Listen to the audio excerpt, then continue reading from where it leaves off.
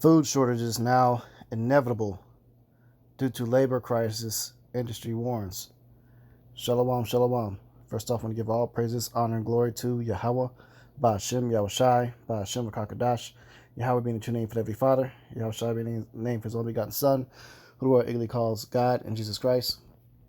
We give double honor to the elders and apostles, a great millstone, Natasha's truth and will well. Salutations to hopeful pushing his truth and no honesty and sincerity. This is Billy Yabasap, Coach Nellis, the spirit power, Yahweh, Ba'ashem, Yahushai. And this lesson is going into the news, what's going on, not only in the UK, because this article is based, I believe, in the UK, but this is coming to the US too, man. Food shortages, inevitable. And we're getting ready to experience one of the other plagues of Egypt, man. A lot of the plagues of Egypt we have been hitting, and we've been waiting to experience famine, and this is, like I said, this is in the UK news, but also what's going on over here in the US. There's a lot of farmers blowing a whistle saying how much food they're having to throw away and get rid of, and they're losing a lot of their businesses, their farmlands, their crops. Land's being bought up, food's getting wasted. There's been a cyber attack on one of the meat plants. And so now the prices of meat are skyrocketed over here in the U.S. So the spirit right now is definitely warning that famine's coming. And we will experience it, man. It's Luke 21:11. It says, "And earthquakes shall be in divers places, and famines, and pestilences, and fearful sights, and great signs shall there be from heaven." Hey, so right now, you better trust in the Spirit, Yahweh Shem Yahushai, to provide for you.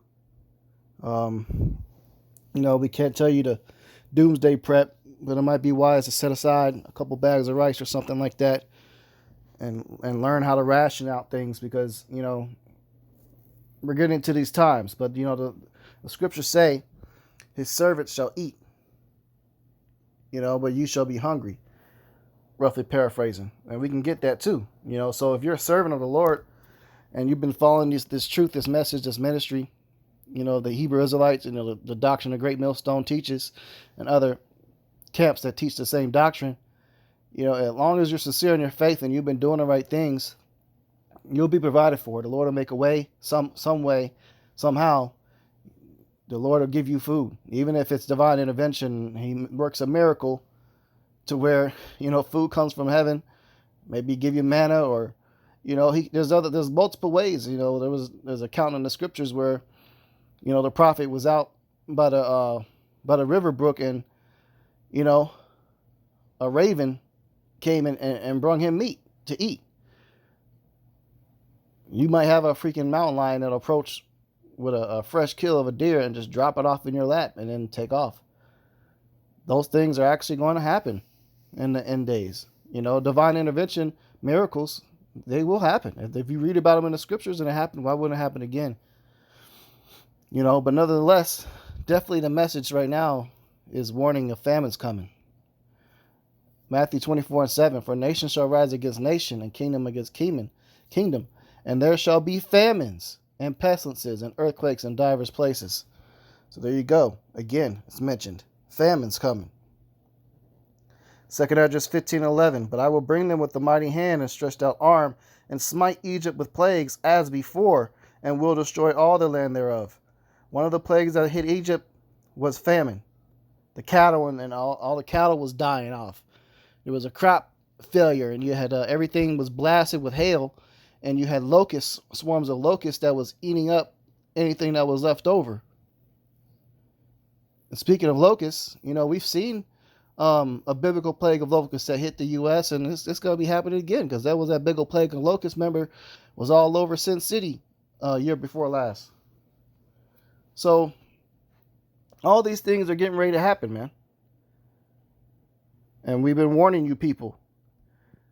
There's an article from cron4.com. It says, "What is causing meat prices to rise?" And it's a spirit, because I went grocery shopping a few days ago, and I was thinking about buying a slab of beef ribs.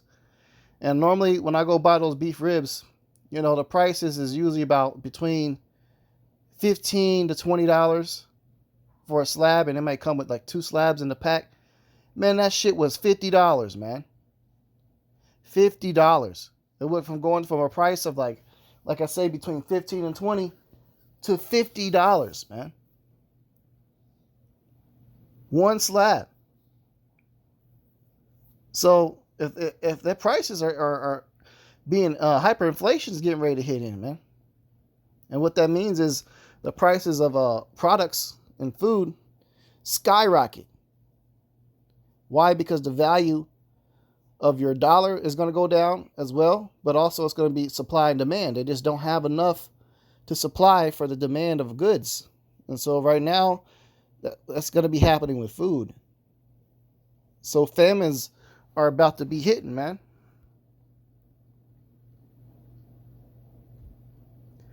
It says David Samilyan owns Barron's Quality Meats and Seafood, and he says prices from his suppliers have increased since March. The biggest price increase has been in tenderloin. It's up 27%. We've seen a significant increase in brisket prices. I've seen that too, man. Briskets are crazy expensive now. And in bistro cut skirt steaks and flake steaks, those are up double digits. He says most of these cuts are seasonal increases, and he's trying his best not to pass that on to his customers. But, these are more than seasonal increases, man.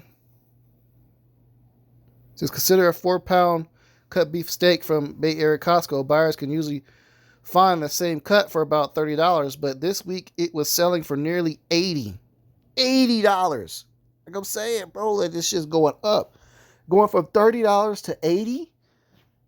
That's a $50 hike, man. So, hey, let's say there's another cyber attack on all these other meat plants. It's going to just cause all this shit to go up, man. So, if you ain't used to fasting, your ass better get used to fasting now. I mean, I'm not just talking about fasting with vegetables. You need to get used to a fast of just having straight water. Because a lot of these people are not built to go more than like a day or even 8 hours without eating before they just lose their damn mind and get real crazy, angry and shit. These people, they'll eat each other like Joker said. So hey, man, once people go with a little bit of diversity, they can't take it, and they'll begin, killing and eating each other, man. 2nd Address 16 and 22. For many of them that dwell upon earth shall perish of famine, and the other that escape the hunger shall the sword destroy. Whoo. So this is talking about, times of Jacob's trouble. You're going to have tons of people, thousands, millions of people that are going to be starving to death, and those that don't starve to death will die from being shot and killed in the violence from the wars and the race war, the riots, and all the total chaos. People, killing them to try to steal from what anything that they have that they could use for survival. These days are coming. Lamentations 4:9. They that be slain with the sword are better than they that be slain with hunger. For these pine away, stricken through for want of the fruits of the field. So it's saying how bad and painful it is to die of hunger. It's not a good way to go out, man. But as long as you've been doing the right thing and living your life right and taking things serious and not being in the world being wicked, then the Lord's going to take care of you. But for those of you that have been living wickedly, got all these dykes out here and dudes being momos and all this undesirable behavior totally gone in the world, y'all are not gonna make it. You're slated for this type of torturous way to go.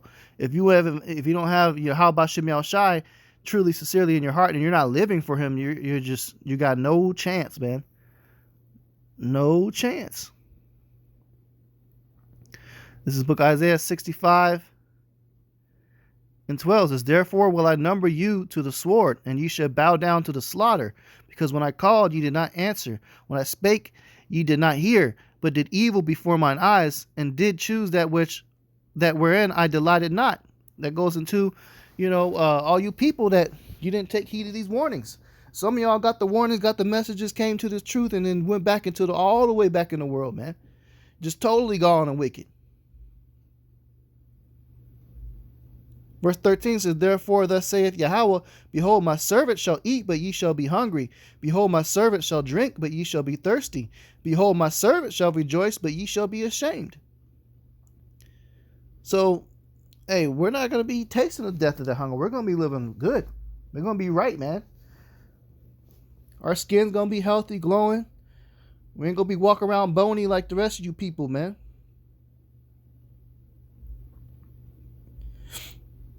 You're gonna see who the Lord's dealing with in that day. So hey, Lord's will, this lesson was edifying. I'm gonna close out. Give all praises, honor, and glory to Yahweh, by Hashem, Yahweh Shai, by Hashem HaKadosh. Double honor to the elders and the apostles of great millstone, Latasha's truth and will well. And salutations to you, hopeful like pushing this truth in all honesty and sincerity. Shalom.